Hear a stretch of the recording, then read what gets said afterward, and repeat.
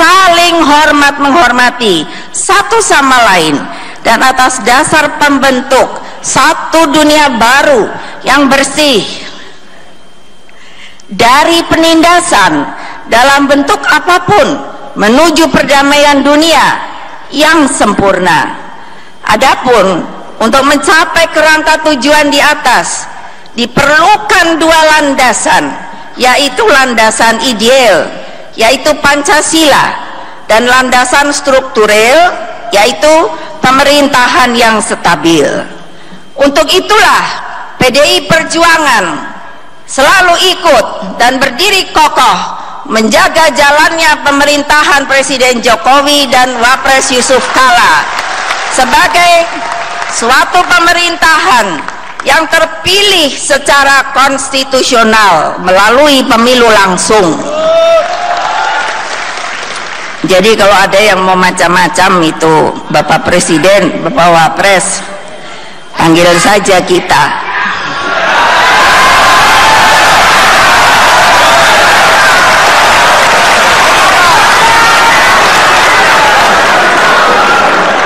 Nah, kalau ada yang mau macam-macam, anak buah saya sudah ada loh Bapak, dan anak buah saya itu ada loh yang udah digaplok sama orang, ada 2. Kasihan anak ranting. Nanti mungkin kalau sudah sembuh orangnya akan saya beri hadiah kehormatan.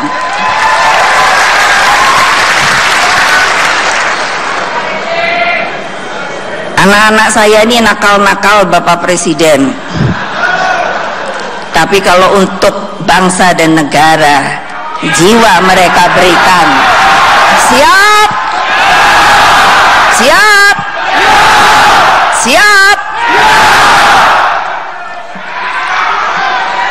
Keduanya merupakan syarat mutlak atas tanggung jawab sejarah yang harus kita tuntaskan, sekaligus sebagai konsekuensi ideologis yang telah saya sampaikan di awal, yang mengakui Pancasila 1 Juni 1945 sebagai ideologi bangsa. Kader-kader partai yang saya cintai, hadirin yang saya hormati, saya menjabarkan hal-hal di atas dalam forum yang berbahagia ini untuk menegaskan kembali bahwa PDI Perjuangan tetap memilih jalan ideologi. PDI Perjuangan menyatukan diri tidak hanya sebagai rumah bagi kaum nasionalis, tetapi juga sebagai rumah kebangsaan bagi Indonesia Raya.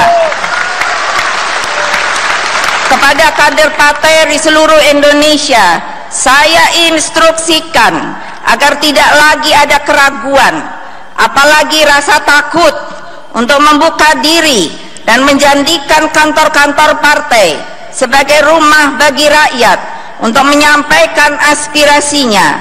Saya instruksikan, jadilah banteng sejati di dalam membela keberagaman dan kebinekaan. Berdirilah di garda terdepan, menjadi tameng yang kokoh untuk mempertahankan negara kesatuan Republik Indonesia. Saya yakin TNI dan Polri akan bersama kita dalam menjalankan tugas ini dan tidak akan memberi ruang sedikit pun pada pihak-pihak yang anti Pancasila dan anti demokrasi Pancasila. Apresiasi saya kepada TNI Polri yang telah dengan berani bersikap tegas dalam menyikapi pihak-pihak tersebut. Bagi kader partai yang berada di legislatif dan eksekutif, kalian tidak hanya dibutuhkan negeri ini untuk mempertahankan kesatuan dan kebangsaan. Perlu disadari, terutama bagi kader yang telah mendapat kepercayaan rakyat di eksekutif. Saya tahu kalian, bahkan saya, adalah manusia biasa. Tentu sebagai manusia biasa, kita tidak luput dari kesalahan. Tetapi sebagai pemimpin harus disadari pula bahwa jabatan yang kalian emban adalah jabatan politik. Kesalahan dalam keputusan politik tidak hanya berdampak bagi diri pribadi dan keluarga. Kesalahan tersebut berdampak pada kehidupan seluruh rakyat. Karena itu, hati-hatilah dalam membuat keputusan-keputusan politik, baik itu berupa perkataan, tindakan, produk politik, baik berupa kebijakan politik legislasi maupun kebijakan politik anggaran. Kader-kader yang saya cintai, luangkan waktu untuk merenung. Sudah tepatkah langkah-langkah yang kalian ambil atas jabatan yang telah diberikan oleh rakyat? Ataukah justru sebaliknya, jangan kalian justru menjadi bagian dari orang-orang yang menindas dan menyengsarakan rakyat dengan kekuasaan yang sebenarnya justru merupakan amanah dari rakyat. Saya tegaskan kembali sebagai ketua umum partai, instruksi saya kepada kalian adalah mensejahterakan rakyat, bukan sebaliknya. Kebinekaan harus disertai dengan keadilan dan kesejahteraan sosial bagi seluruh rakyat. Terakhir, saya ucapkan terima kasih kepada seluruh rakyat Indonesia yang tetap setia membatinkan Pancasila di dalam kehidupan sehari-hari. Kita tidak perlu reaksioner, tetapi sudah saatnya, sekali lagi sudah saatnya silent majority itu harus bangkit, bersuara dan menggalang kekuatan bersama. Ayo, mereka yang belum bisa bicara, yang selalu berdiam diri saja, bersuaralah bagi kepentingan bangsa dan negara kita. Saya percaya mayoritas rakyat Indonesia mencintai negara kesatuan Republik Indonesia yang berbineka tunggal ika. Kita akan bersama-sama terus berjuang. Kita pasti mampu membuktikan pada dunia bahwa Pancasila mampu menjadikan keberagaman sebagai sebuah kekuatan untuk membangun kehidupan yang berperi kemanusiaan dan berperi keadilan. Bangsa ini sedang berada dalam struggle to survive, dalam perjuangan untuk bertahan, baik secara fisik maupun mental, bertahan agar tetap hidup secara badaniah dan mental. Hadapilah tantangan-tantangan yang ada dengan kekuatan gotong royong sebagai kepribadian bangsa. Berderaplah terus menuju fajar kemenangan sebagai bangsa yang sejati-sejatinya merdeka. Dengan ridho Tuhan, saatnya kita gegap gempitakan kembali segala romantika dan dinamika, dentamkan segala hantaman, gelegarkan segala banting tulang, angkasakan segala daya kreasi, tempa segala otot kawat balung besinya. Sungguh kita adalah bangsa berkepribadian banteng. Ayo maju terus, ever onward, never retreat. Kita pasti menang. Merdeka! Merdeka! Merdeka! Wassalamualaikum warahmatullahi wabarakatuh. Om Santi Santi Om. Namo Buddhaya.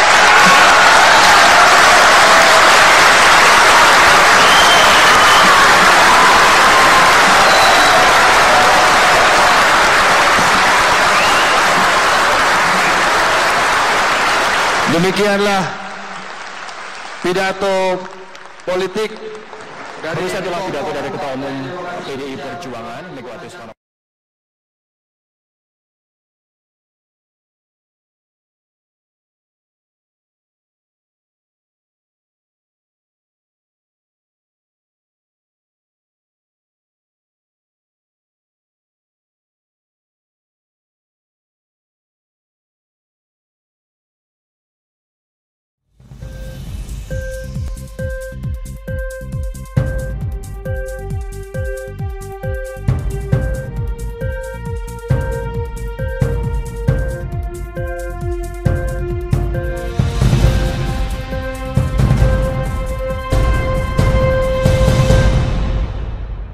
Assalamualaikum warahmatullahi wabarakatuh. Bismillah, walhamdulillah, wassalatu wassalamu ala rasulillah wa ala alihi wa sahbihi wa mawalah. Kepada segenap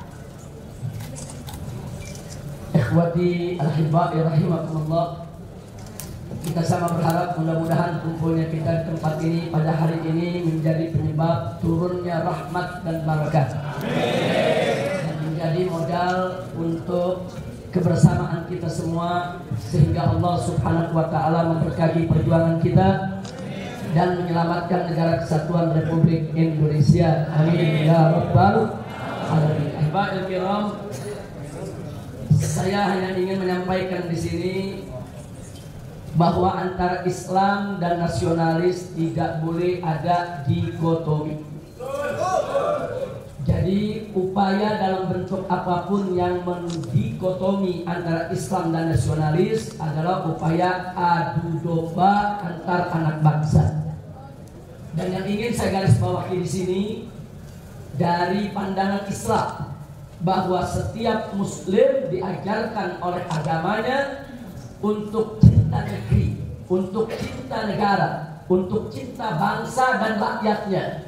Sehingga setiap Muslim yang mengamalkan ajaran agamanya pasti dia seorang nasionalis yang cinta bangsa, negara, dan rakyat Indonesia. Karena itu tidak benar kalau gerakan-gerakan Islam, tokoh-tokoh Islam sebagaimana saat ini difitnahkan anti NKRI, anti Pancasila, anti Undang-Undang Dasar 1945, anti kepada Bhinneka Tunggal Ika, semua itu adalah fitnah yang harus kita lawan bersama. Bahkan gerakan-gerakan Islam sepakat, saudara, bahwa kita saat ini bukan lagi pada tataran berdebat soal dasar negara, bukan lagi berdebat soal NKRI dan Bhinneka Tunggal Ika. Bahkan saat ini kita sudah masuk ke tataran bagaimana cara kita mengembalikan peninggalan para founding father kita, Undang-Undang Dasar 1945 yang sudah dikhianati dan diobok-obok. Jadi sekali lagi, Undang-Undang Dasar 1945 sudah dikhianati, sudah diobok-obok, maka Pancasila, NKRI dan Bhinneka Tunggal Ika hanya tinggal tunggu waktu untuk diobok-obok juga oleh mereka, saudara. Maka itu sebelum terlambat, ayo kita rapatkan barisan, kita satukan potensi kita, mari kita pertahankan persatuan-kesatuan negara Republik Indonesia yang berdasarkan Pancasila dan Undang-Undang Dasar 1945 yang asli, serta kita pertahankan Bhinneka Tunggal Ika, dan mari bersama-sama kita bebaskan negara kesatuan Republik Indonesia dari segala bentuk penjajahan asing dan asing, saudara. Takbir! Takbir! Allahu Akbar! Merdeka! Nah, kemudian saya ingatkan saudara, saya pernah diundang beberapa waktu yang lalu dalam acara simposium, yaitu tentang PKI.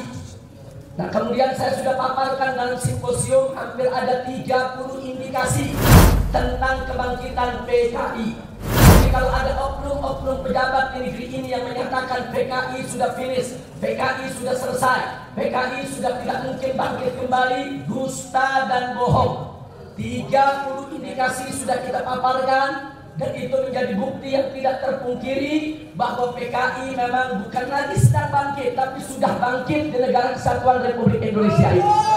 Karena itu kita harus lebih meningkatkan kewaspadaan kita dan tingkatkan kebersamaan kita. Jangan kita kasih celah sedikit pun juga untuk PKI bangkit di Republik Indonesia ini. Siap gadang PKI? Siap habisi PKI? Takbir! Sallu ala Nabi. Saudara, belakangan indikasi yang terbaru tentang kebangkitan PKI itu, yang saat ini saya dan kawan-kawan sedang melawan habis-habisan, adalah munculnya logo milik Paru Alim yang ada di uang kertas Republik Indonesia, saudara. Walaupun Bank Indonesia mengatakan itu hanya teknologi, yaitu untuk pengamanan, justru kita kembali bertanya, kenapa teknologi pengamanan uang kertas dari pemalsuan tersebut harus muncul berlogo milik Paru Alim? Bisa diupayakan dalam bentuk-bentuk yang lainnya. Nah, karena itu saudara, protes kita terhadap hal tersebut mestinya itu ditangkap oleh pemerintah dengan sinyal yang positif. Tapi tidak, yang ditangkap oleh pemerintah saudara, polisi mendorong Gubernur Bank Indonesia untuk melaporkan saya. Begitu Bank Indonesia tidak mau melaporkan, maka dimunculkan LSM binaan Polri untuk melaporkan saya dalam persoalan tersebut. Saya tidak akan mundur bahwa munculnya logo Paru Alim di Indonesia harus kita lawan bersama. Takbir! Siap dengan PKI? Takbir! Memang satu keprihatinan di negeri kita saat ini, saudara, manakala intelijen digunakan untuk memata-matai para ulama dan tokoh nasionalis, mestinya intelijen itu ditingkatkan fungsinya untuk memata-matai kebangkitan PKI, bukan untuk memata-matai mereka cinta kepada bangsa dan negeri ini. Kemudian kepolisian sendiri dijadikan alat untuk mengkriminalisasi ulama, mengkriminalisasi tokoh-tokoh nasionalis. Bahkan bukan lagi mengkriminalisasi, tapi menerorisasi para ulama dan memakalisasi daripada tokoh-tokoh nasional yang cinta kepada bangsa ini, saudara. Dan ini tidak boleh dibiarkan. Ini harus kita lawan. Indonesia adalah negara hukum, bukan negara kekuasaan. Indonesia adalah negara hukum, bukan negara polisi. Sehingga polisi tidak bisa seenaknya mengkriminalisasi setiap warga negara, tapi polisi tugasnya adalah menegakkan hukum. Indonesia adalah negara hukum, saudara. Maka itu saya mengajak semua yang ada di sini, ayo mari kita selamatkan NKRI kita. Ini negeri milik kita bersama. Apapun agama dan budaya Anda yang cinta kepada Republik ini, mari kita bergandeng tangan, kita jaga ini kedaulatan NKRI sebagai tanggung jawab kita semua. NKRI ini adalah kapal besar kita yang menampung kita semua. Nggak boleh kapal besar ini dilobangi oleh siapapun, saudara. Satu saja melobangi kapal besar ini, kemudian kita biarkan, kapal ini akan tenggelam, kapal ini akan karam dan akan menghancurkan kita semua. Maka itu saya bertanya semua yang ada di sini, cinta Indonesia, cinta NKRI, siap pertahankan NKRI, siap menegakkan kedaulatan NKRI. Kedaulatan NKRI di semua bidang harus kita tegakkan. Kedaulatan ekonomi, kedaulatan politik, kedaulatan hukum, kedaulatan teritorial, semua aspek kedaulatan di Republik ini harus kita tegakkan, saudara. Maka itu sekali lagi dan sekali lagi, kalau barusan sudah kita dengarkan bapak-bapak kita menyampaikan di tempat ini betapa pentingnya kita ini menggelar musyawarah kebangsaan, dialog nasional dan lain sebagainya. Saya ingatkan sekali lagi di forum ini bahwa pemerintah Republik Indonesia tidak boleh anti dialog, tidak boleh anti musyawarah. Mestinya mereka undang tokoh-tokoh nasional. Mari kita rembuk untuk menyelamatkan Republik Indonesia yang kita cintai ini, saudara. Maka itu saya dukung akan disampaikan tadi oleh Bapak Tiasno maupun yang lainnya. Yang ke depan saudara akan disampaikan juga oleh Bapak yaitu Soeharto, bahwa ke depan akan digelar yaitu ada musyawarah kebangsaan, ada musyawarah akbar umat Islam, ada musyawarah dialog nasional untuk kita sama-sama merapatkan barisan dalam rangka untuk menyelamatkan NKRI tercinta. Siap bergandeng tangan, siap berjuang bersama, siap selamatkan NKRI. Takbir. Ingat saudara, yang pertama yang ingin saya tekankan, berdasarkan Pancasila sebagai dasar negara, satu ketuhanan yang Maha Esa. sudah jelas bahwa Indonesia adalah negara berketuhanan, negara beragama, sehingga pemikiran pemahaman apapun yang bertentangan dengan nilai-nilai luhur ketuhanan yang Maha Esa tidak boleh ada tempat di Republik Indonesia, saudara.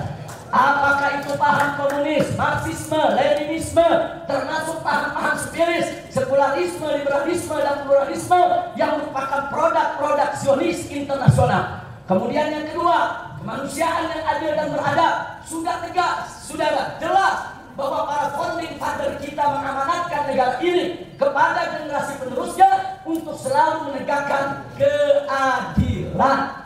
Keadilan itu, saudara, justice for all. Keadilan itu untuk semua, tanpa memandang suku, budaya maupun agama.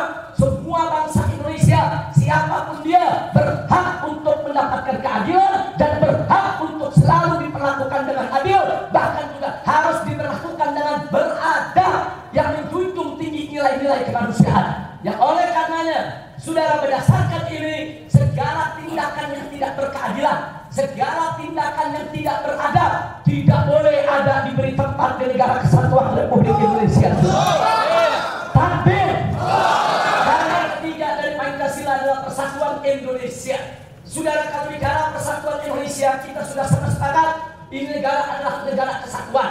Satu jengkal pun di wilayah Republik Indonesia tidak boleh ada lepas untuk melepaskan diri. Karena itu kita menolak secara bentuk, yaitu gerakan separatis.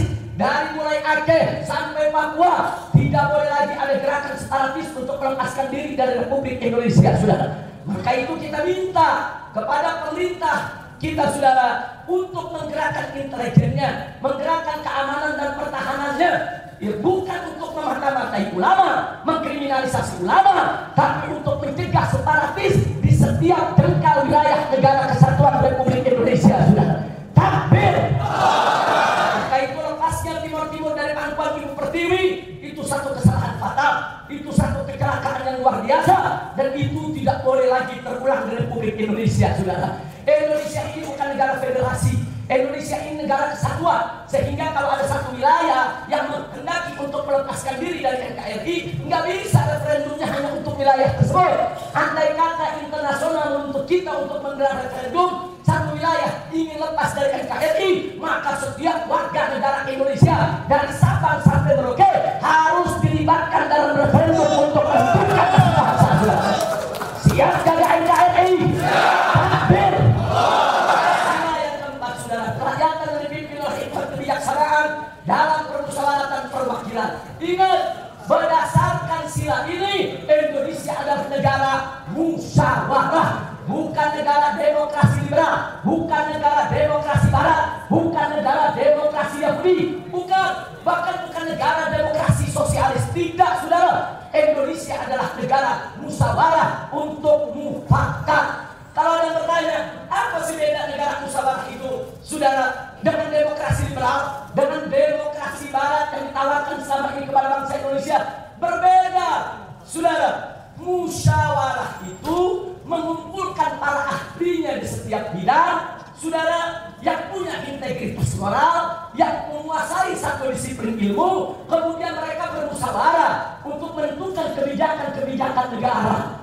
Tapi berbeda dengan demokrasi liberal. Demokrasi liberal itu prinsipnya one man one vote, satu orang satu suara. Sehingga maaf, saudara, akibatnya apa? Presiden punya hak satu suara, pelacur pun juga punya hak satu suara. Ini penghinaan kalau presiden disamakan dengan pelacur, kalau pejabat disamakan oleh orang-orang yang tidak berintegritas moral, saudara. Nggak boleh, presiden nggak boleh disamakan dengan pelacur, ulama juga nggak boleh disamakan dengan orang-orang yang tidak punya ilmu, saudara. Jadi musyawarah itu bukan setiap orang yang nggak punya ilmu, yang nggak punya integritas moral, maling-maling, bajingan, koruptor, semua diajak musyawarah. Tidak, yang diajak musyawarah itu orang-orang yang cerdas, orang-orang yang berintegritas moral. Itulah dasar kita punya negara.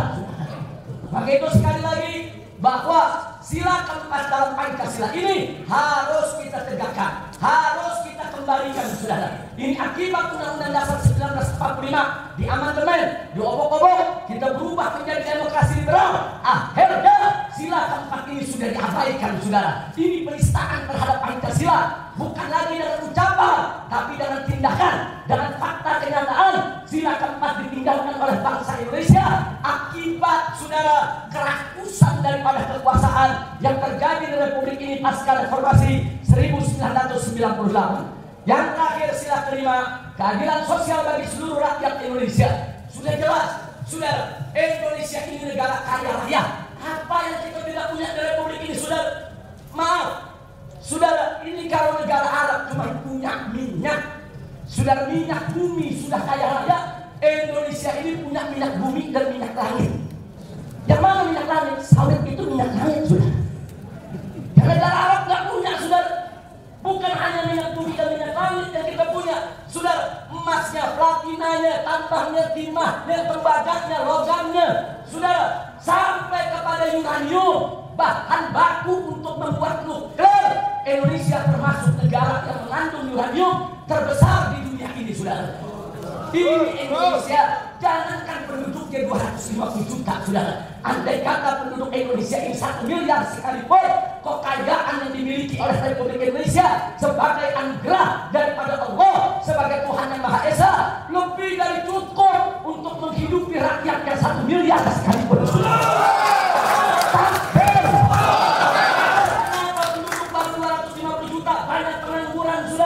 Banyak orang miskin, banyak orang menderita karena di Republik ini, saudara, banyak tikus-tikus negara, banyak rampok-rampok negara, negara kekayaan negara seenak perut mereka, saudara.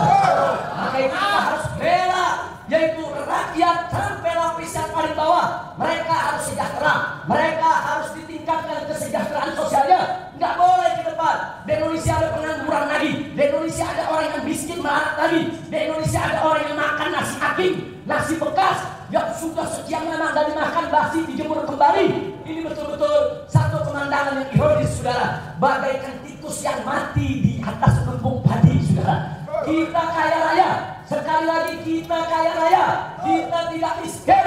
Maka itu ayo kita bangkit, saudara. Kedaulatan ekonomi, kedaulatan politik, kedaulatan hukum, kedaulatan teritorial, kedaulatan bangsa Indonesia harus kita rebut dan kita tegakkan kembali di bumi Indonesia. Siap semua? Takbir! Takbir! Allah Subhanahu wa Ta'ala. Dengarkan Al-Fatihah, Al-Fatihah. Kita mohon kepada Allah agar Allah menyelamatkan NKRI kita. Indonesia dijadikan sebagai baldah thayyibah, salihah, mubarakah.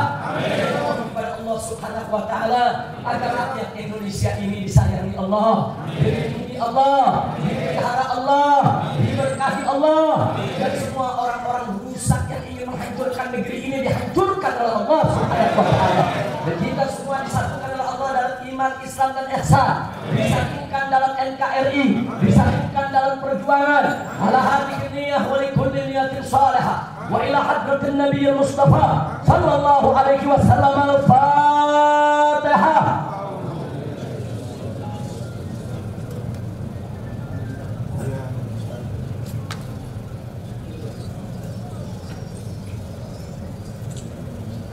Taqabbalallahu minna wa minkum wa taqabbal ya karim. Nah, sebelum saya akhiri, saya hanya ingin menyampaikan bahwa kondisi kita saat ini, baik dari gerakan agamis, Islamis maupun nasionalis, saat ini saudara di hadapan rezim penguasa ini selalu dicari-cari celah dan kesalahan. Jadi bukan mereka membuka pintu dialog, bukan mereka membuka jembatan emas untuk dialog antara para tokoh mencari solusi bagi Republik, tapi mereka mencari celah untuk mengkriminalisasi, memakarisasi, menterorisasi baik tokoh Islam maupun tokoh nasionalisnya. Bahkan saya bisa gambarkan kondisi saat ini, saudara, andaikan kita menginjak seekor semut secara tidak sengaja, semut pun digiring oleh polisi untuk melaporkan kita, saudara. Jadi mulai dari sini hati-hati, jangan sampai injak semut, saudara. Apa saja bisa dilaporin, saudara. Nah, karena itu tidak ada urusan, kita akan melakukan perlawanan. Hari Senin jam 10 saya dipanggil oleh Polda Metro Jaya, yaitu berkaitan dengan pernyataan protes saya yang keras terhadap adanya yaitu gambar Palu Arit di uang kertas baru Republik Indonesia. Saya senang dipanggil. Kenapa saya senang dipanggil? Sehingga jangan dipanggil nanti akan diekspos kemana-mana, sehingga rakyat Indonesia tahu betapa duit yang mereka pakai setiap hari itu ada lambang PKI, saudara. Dan ini bukan persoalan kecil, jangan mengatakan Habib ini sebagai persoalan gambar, enggak, ini persoalan simbol. Ini perang simbol namanya, saudara. Ini persoalan berat. 250 juta bangsa Indonesia akan menggunakan uang kertas tersebut sebagai alat transaksi, alat bayar. Yang mereka gunakan adalah yang berlogo Palu Arit. Ini berlogo PKI, nggak boleh kita biarkan. Ini negara kesatuan Republik Indonesia adalah negara Pancasila, negara berketuhanan, negara beragama, bukan negara komunis, bukan negara PKI. Jadi ada logo lambang PKI dalam bentuk apapun, akan kami lawan sampai tetes darah yang terakhir.